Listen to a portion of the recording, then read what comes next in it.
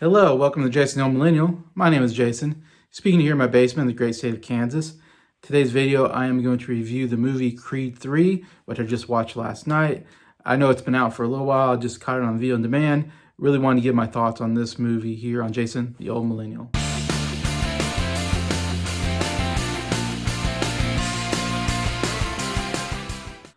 Hey everybody, hope everybody's doing well here on a Monday afternoon. And yeah, I'm going to bring a movie review. I don't do as many single movie reviews. I a lot of times do a live stream of what I've been watching lately and kind of try to hit all the movies I've been watching over the last month. But I watched this movie last night, Creed 3, of course. It was out in theaters, a couple months ago. One of the big releases so far this year. And one I finally got around to watching on video on demand last night, like I said. And I don't know, I just felt like I should give my review, even though it's a late review, of my thoughts on this movie, because I have some thoughts. Overall, I would say Creed 3 was an okay movie. I wasn't expecting actually a lot from the movie because I'm a huge fan of the Rocky franchise, I would say. Or maybe not the franchise, but at least the first Rocky movie, which I have here on Blu-ray. One of my favorite movies of all time. Absolutely amazing. Rocky's one of the greatest characters of all time, created by Sylvester Stallone there. And then when Creed came out, it really surprised me how great the first Creed was, which I also have here on Blu-ray as one show. Absolutely love this movie. Another movie that's like one of my favorite of all time. And every time I watch it, I love it more. And so interesting when you get to Creed 3. Well, I should say I love Creed 1. Like I said, it's like in my top 10 probably favorite movies of all time. Both Rocky and Creed. I just love these storylines so much. And yeah, it's just the perfect story. The first Creed movie, coming off of the Rocky franchise. And I want to talk a little bit about Rocky and Creed. And so I'm going to spoil the franchises a little bit. So if you haven't watched them, just be warned. I'm going to do some spoilers just to kind of talk my feelings out on the whole series coming up to Creed 3. Creed 2, I did not like, and I was very disappointed with. But the problem is Creed 1 is so good, the story's so good, and it's at the end, it felt like you didn't really need any sequels. It just really told a really good singular story with a really good emotional end to it. And I felt like I was really satisfied with the ending of this character storyline. But it made good money, so of course, why not make some sequels? And, I'm all for a sequel if you can come up with another good story, but it's really hard sometimes to come up with a good story, especially when you come up with a perfect story like Creed and like Rocky. It's hard to come up with a sequel story. So, and a lot of times I feel like sequels are unnecessary, but of course, movies, they're in the market for making money. So if they can make money, they'll keep making them. As a viewer, as somewhat of a critic, of course, I feel like, I wish I'd just stick with one sometimes in this case. Yeah, Creed 2, I thought I didn't care for that storyline at all. Bringing back Drago's son, and it's kind of this revenge boxing match because Drago killed Apollo's dad back in Rocky 4. And so it comes this kind of grudge match, which is not as interesting, in my opinion, as going for the championship is more interesting, when you look at Rocky, I think Rocky 1, 2, and 3 is like a really great trilogy, actually, as far as story arc goes. It was a really good story arc for Rocky. As in the first Rocky movie, he just wants to go 12 rounds with the champ. And for him, he was a nobody who, was a professional boxer, and he, had some wins behind him, but nothing major, of course, just playing in small town, boxing rings. And pretty poor, And so it's this whole underdog story of him getting the chance against the champ out of nowhere, really for no reason, he just got lucky. And using that opportunity, kind of about using your opportunities, and working hard and trying your best. And so, yeah, it was all a victory. The fact that he didn't beat Apollo in the first movie. He didn't win the championship right away, which I think was a good choice because it's pretty far out there to go from where he went to beating the champ, which is a place you usually think the movie would go. But I still like the idea that he didn't get knocked out. He went 12 rounds with the champ. That was still a really cool victory for him and a personal goal that he met. Anyway, so that was a good storyline there. And then you get to the second Rocky movie, And this one has him trying to get away from boxing, but then I think Apollo Creed felt, his ego a little hurt that this nobody went 12 rounds with him, so he wants to fight Rocky again in order to prove himself, because I think people are saying, like, maybe he's not that good of a champ. And so he wants to knock him out in another boxing match to prove that he is much better. And so then Rocky gets a second opportunity because of this. And the story arc is good because in the end of this one, he beats Apollo and wins the championship, the boxing championship, whatever you call it, heavyweight championship. And, so that was a good arc for him, not winning it the first time. Second movie, he wins a great ending to that one. And then you get to the third one. The third one is really interesting because it's Rocky as a champion, and it kind of goes through his journey as being a champion and, defending his championship. And then getting to the end where he's like already this like great Hall of Fame boxer. And he's about ready to retire basically from boxing because he's, no one's been able to beat him or whatever. And then Clubber Lang comes in, and Clubber Lang's like this new up-and-coming fighter kind of who's racking up wins and is like, definitely one of the best contenders for the championship. And he's coming up saying, you've been dodging me, you don't think you're afraid to fight me because I could beat you for that championship. And so, be a man and, take me on before you retire, basically. And of course, it hits on Rocky's ego. And he's like, okay, yeah, I'll take you on. I can prove that I'm the best and that I don't dodge, tough competition. Anyway, so it's actually a good storyline to get that. And then I like it. In the third one, he actually loses the championship to Clubber Lang like halfway through the movie. And what's great about that is that it kind of had this arc of this character who was hungry, as Apollo Creed says, he had the eye of the tiger, he had this edge to him, and that's what he worked hard to win that championship.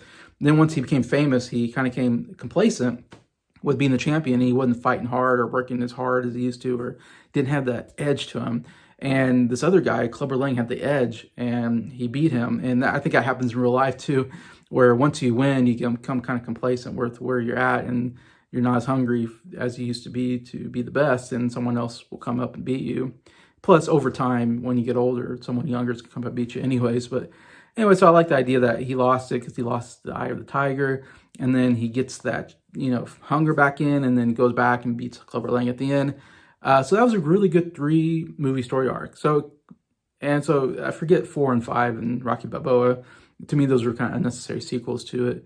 But when you get to Creed is such a great storyline of this guy who's the son of a famous boxer who is trying to prove himself, that he's not a mistake, that he's worth something, that he can also be a good boxer on his own. And he does get a championship fight due kind of to nepotism, that he's the son of a famous boxer. And so he doesn't really earn that match, but he, gets it. And kind of like the first Rocky, he has that same, like, if I can prove myself in the ring, I don't necessarily have to win the championship, but if I can prove that I'm just not, that I've earned my shot at being, a boxer along with my father, and I'm just not here just because my father, So there's a good storyline there. Great storyline. That's why I said I absolutely love the first Creed movie. The Creed 2 is such a weird movie to me because, like I said, the arc should be, you don't win the championship, but you prove yourself as a boxer. Second movie should be like, you're proving yourself, you get back and you win the championship. And that's a great ending to the second movie. But in Creed 2, he wins the championship actually in like the first 10 minutes of the movie. So I remember watching and going, oh, wow, you already won the championship? Like, that should be like the big climatic end of the movie. And so that was just like and so now he's the champion. And then Drago's son comes in, I don't know if it's Ivan Drago, whatever. He comes in, and all of a sudden he's trying to defend his championship, but I don't know, it's not as interesting to defend your championship than to win it. To win the championship is more interesting storyline. So yeah, the whole storyline was just, I didn't care for it too much. And I didn't like what they did with the Rocky character, with the Creed character. I didn't think that they developed such a the Creed movie is so good. Not only was it great performances and great storyline, but also the relationship between Rocky and Adonis Creed was absolutely really great. It's this kind of father-son relationship that they develop, and they help each other out, and I absolutely love that when they do that movies, and they do such a good job. So anyways, I didn't think they did a good job with that in the second movie, with that relationship. So now you get the third movie, Creed 3, and like I said, it's an okay movie. I was kind of expecting it not to be very good, so the fact that I didn't hate it made it go, okay, this is not bad. Because I thought I might come around going, I'm getting tired of these Creed movies, or I didn't like the second Creed movie, so I'm like, I didn't have hype at all for this third one. And it's such a different storyline from the other two. They kind of went off in another direction. And like I said, the biggest problem I have, maybe one of the biggest problems I have with this movie is that the fact that Rocky isn't in it. And I knew Rocky wasn't in it going in. And that was a issue I had from the very beginning. Was like, how can you do a movie without Rocky? He's the greatest, he's the best character in the whole franchise. And without having him there, I mean, you're missing out on a great character that can really make the movie better. And I really felt like it was a loss not having him in here. It definitely felt, it didn't feel right not having Rocky in this movie and Sylvester Stallone in it. And there was a part where he was in a bad place in the movie where he could have used some fatherly advice. And that would have been a great moment towards, like, second half of the movie to have Rocky come in and, give him advice, mentor him, be a sounding board for him and all that. That could have been a great moment, but we don't get that. So I think that was a bad storyline. That was a bad misstep on the writers or director, which was Michael B. Jordan was the director. You definitely needed Rocky, I think, in this movie to make it better. And I know from what I've read on the backstories that Rocky he's upset with Ern Winkler, who directed the first Rocky movie, because Winkler has like the rights to the movie series or something like that, and can make movies on his own without consulting Sylvester Stallone. I guess Stallone's ego is very hurt, and Stallone, wrote the first movie, and I think he's written a lot of the Rocky movies, and he's directed a lot of the Rocky movies, so he's definitely has a big, say in with that character in the whole franchise, and I can understand he's kind of hurt that they can make a movie without really consulting him. And so there's been this fight between him and I guess Ern Winkler that he wants the rights or some of the rights back of the character or something. I don't quite understand how that works, but I just know that's kind of the backstory. And so then I think there's a lot of drama there, and I think he doesn't really want to be a part of the Creed 3. It felt like when they were making this movie, I thought Sylvester Stallone said he didn't want to be in it. And I think it's because of all this drama backstory, which is too bad because it hurts the movie, all this backstage drama. And maybe Michael B. Jordan didn't want him in there because he thought he was overshadowing him, which is probably true because Rocky's, I think, overall a better character than Adonis Creed. And Sylvester Stallone's given a really great performance in Creed, the first Creed movie, got nominated for an Oscar, in fact. So I don't know if part of his Michael B. Jordan just, his ego was like, oh, I want to do a movie without the Rocky character to prove that I can carry the movie by myself, I think there's some stuff like that. And it's too bad. I think all this drama and egotism of the actors has kind of hurt the movie quite a bit. And that's kind of sad to see. It makes me like the movie a little bit less, knowing that all that's going on. But yeah. And I've also read that Sylvester Stallone has criticized Creed 3 and didn't like the story or something like that, or thought the story should have gone a different way. So I'm thinking, man, he's criticizing the movie. So I'm like, I don't think him and Michael B. Jordan's ever going to work again together. And I don't think we're going to see Rocky again because I'm sure there's some hurt feelings there. Anyway, so it's too bad. But I definitely think that hurt the movie. Overall, the story's not terrible. I like the idea of this guy who's his best friend. He goes to jail for 18 years for pulling a gun on somebody that was attacking Adonis. And he's coming back out of prison, and he used to be a boxer, like an amateur boxer, and his goal in life was to be a heavyweight champ or whatever, or a champ of some kind in boxing. And so I like the idea. It comes back to him, and it's like, I want to go back to being a champ. And it all makes sense. His motivation, I think Damien's motivation, who played by Jonathan Majors, I like his motivation that, hey, I lost the prime of my life. I was going to be a boxer, a professional boxer, and a good one probably too. And because of this one little mishap, I lost, good years of my life. I could have been a boxer. Now I'm in my 30s. I'm coming out of jail. I lost all that time. I could have gotten better, but I still want to be a boxer. And so I can understand his, there's got to be a lot of anger in that. And so it makes sense that he'd be angry about what happened between him and on Adonis Creed character and how he wants to do whatever it takes to get a shot at the championship. Like, I like all that. I think they actually done very well.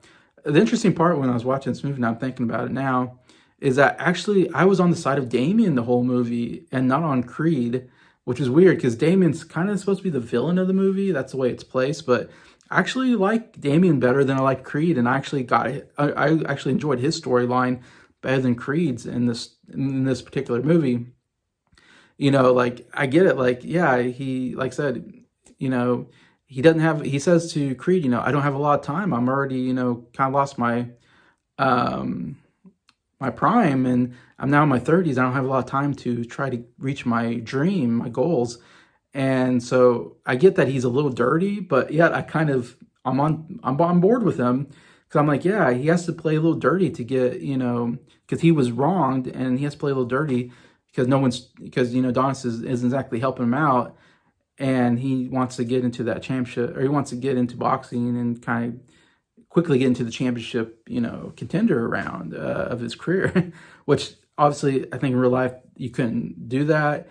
You would have to box for a little while and get some wins under your belt and really prove yourself and, get up to that where you can face for a championship. But it kind of makes sense that he doesn't have time to build himself up because Adonis himself was like, yeah, I want to help you out, but I can't just give you a championship right off the bat. You have to earn it. You have to win some matches. But yet I was on the side of Damien the whole time going, yeah, I don't have time to win matches and get myself to that level. I'm already, lost so much time. And so, yeah, I was like, Damien to me was the hero and Donis was the villain of the movie, which is really weird and I'm probably the only one that, I don't know if anybody else felt that way. I'm probably the only one that feels this way. I was like, man, I really like the Damien character, and I thought Donis was kind of a jerk. And he kind of bailed on him, his best friend, when he got in trouble and went to jail, and he never visited him, never, wrote him or, talked to him or, use any of his power to try to help his friend who's, I think, kind of wronged in this situation. I mean, pulling a gun on somebody, you shouldn't get 18 years. I'm not a legal expert, but I feel like that's like, if you kill someone, yeah, I get 18 years to life, whatever. 18 years, that seems like a way harsh sentence just for having a gun. So I think that was a little unrealistic, but I may be wrong. But still, yeah, I don't know. So I kind of was like against Adonis Creed in this movie, and I was like, yeah, I would love to see Damien win the championship. I think he kind of deserves that shot. He owes him one, kind of in a way. So I don't know, in a weird way, yeah, I like the story, but only through Damien's side. I kind of enjoyed his whole story arc.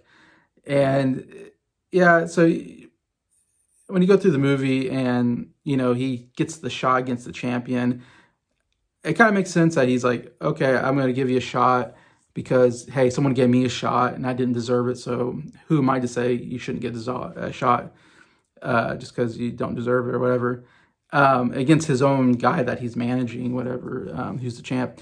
And another misstep, I guess, to me is just that I didn't like the whole storyline of Adonis retiring and he's like managing this guy. It's a big change from the second one to being the champ to being, oh, now I'm retired and now like I'm too old or something.